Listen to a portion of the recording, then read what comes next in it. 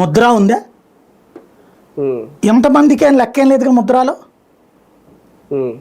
5 లక్షల దాకా ఇస్తారు. ఇప్పుడు 10 20 చేసినట్టున్నారు లక్షలు.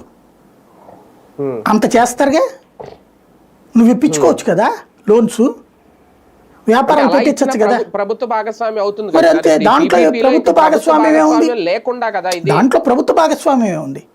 లోన్ బ్యాంక్ కూడా ఇస్తాడు, నువ్వు ఇప్పిస్తావు, అయిపోయింది. వాడు వ్యాపారంలో ఇప్పుడు వాడు డబ్బులు కాదుగా, అక్కడ బ్యాంక్ అనే దానికి కట్టాలి కాబట్టి బాధ్యతగా పనిచేస్తాడు వాడు. ఇప్పుడు ఫ్రీగా ఇస్తే నాశనం అయిపోతారు నువ్వే చెబుతున్నావు కదా.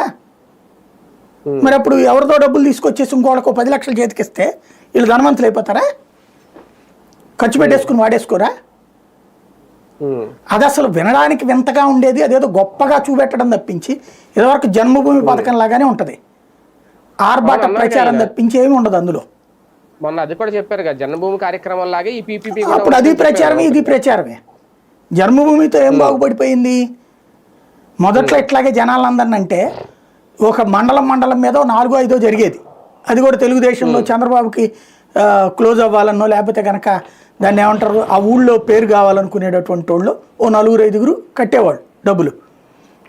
మిగతా వాళ్ళు అది అంతంత డబ్బులు మేమే ఆడగడతాంలే, ఇప్పుడు స్కూల్ బాగు చేయించాలంటే 10 లక్షలు ఖర్చు అవుతుంది అంటే అంత పెట్టి మేమే ఆడగట్టిస్తాంలే,